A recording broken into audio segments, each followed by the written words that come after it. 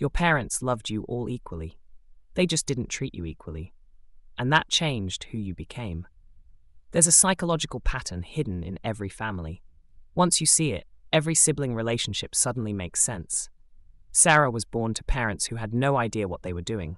Every cough sent them to the doctor. Every milestone was photographed 17 times. Every decision felt life or death. When she reached for a toy, they showed her the right way. When she spoke, they corrected her grammar. When she played, they turned it into a lesson. Her baby book is full. Every first recorded, every moment preserved. Then her brother was born, and overnight, Sarah wasn't the baby anymore. She was the responsible one. She watched them laugh at his mistakes, let him figure things out, give him freedoms she never had. No one explained it to her. No one had to. She learned the rule of her existence. By 16, everyone called her mature. Responsible, the successful one. What they didn't see was the pressure, the impossible standard, the voice in her head that never shut up. Today she's 32, runs her own company, can't delegate, micromanages everything, feels responsible for everyone. Her therapist keeps asking, when did you decide you had to be perfect? Sarah doesn't remember deciding. She just remembers being born first. In 1920s Vienna, psychologist Alfred Adler noticed something his mentor Freud missed. Children from the same family, raised by the same parents, turned out wildly different. Not randomly different, predictably different. Firstborns were cautious leaders. Middle children were diplomatic rebels. Youngest were charming risk-takers. The pattern repeated, family after family. Adler realized, your personality isn't just about your parents. It's about your position in the family constellation. You weren't raised by the same parents your siblings were. You were raised by different versions of them, and you spent your childhood solving a unique problem that your siblings never faced.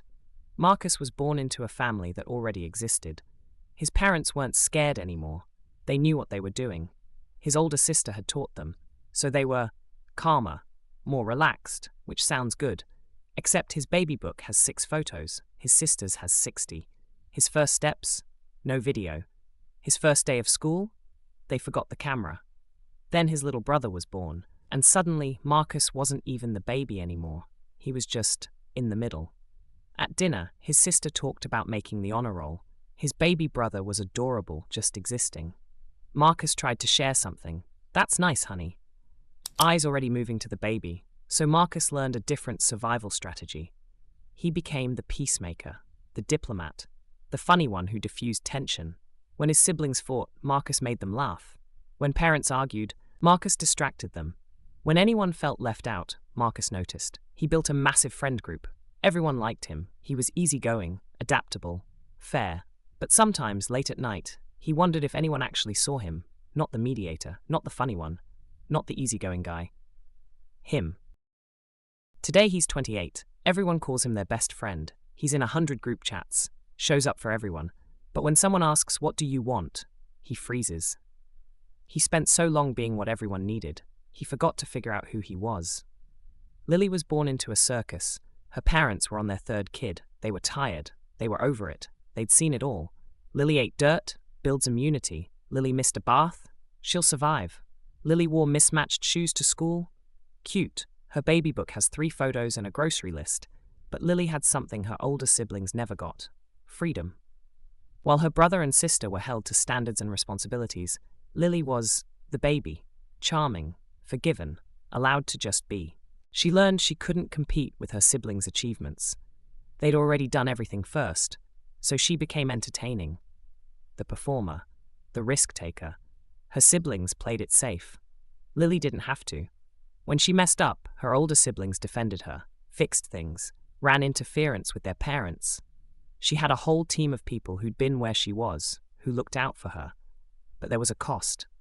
No one took her seriously. When she had a real problem, people smiled. Oh, Lily. Like she was performing again. Today she's 25. She's creative, adventurous. Everyone loves her energy. But she's changed careers 4 times, can't commit to relationships, struggles when things get serious. In job interviews, she sees it in their eyes. Cute. But is she serious? She spent so long being the charming baby, no one taught her how to be taken seriously. Here's what Adler understood. Each child enters a different family. Sarah entered a family desperate to do everything perfectly. Her challenge, living up to impossible standards. Marcus entered a family that already had a star.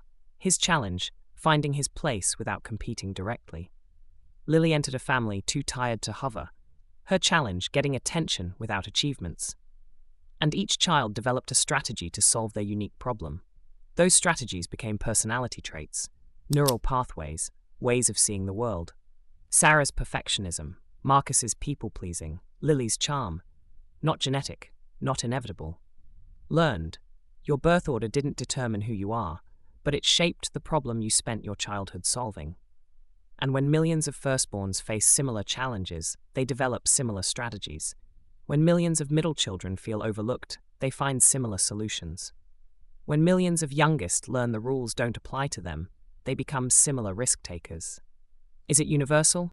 No, life is messy, families are complex. Big age gaps change everything. Family trauma disrupts patterns. Only children are firstborns without the dethronement, but study after study finds the pattern. Weak but real. Firstborns are statistically more likely to be leaders. Middle children make better negotiators. Youngest are more likely to take creative risks. Not because of biology, because of position, experience, the specific challenge you faced in your specific family. So here's what I want you to understand. Sarah isn't controlling because she's a firstborn. She's controlling because she was a little girl who learned that mistakes meant losing her parents' approval. Marcus isn't a people-pleaser because he's a middle child. He's a people-pleaser because he was a little boy who learned that peace was his value. Lily isn't irresponsible because she's the youngest.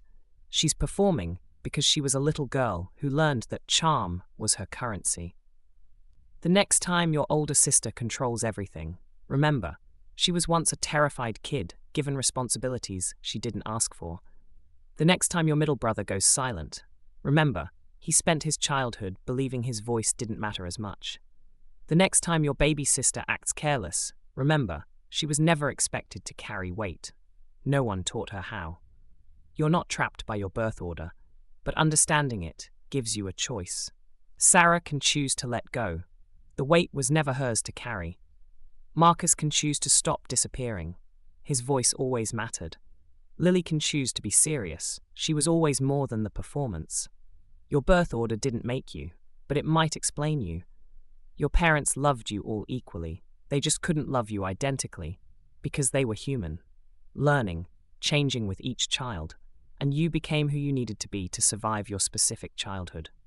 The question isn't, are you a typical firstborn? The question is, what problem were you solving as a kid? And now that you're an adult, do you still need to solve it? What's the most birth order thing about you? Tell me in the comments.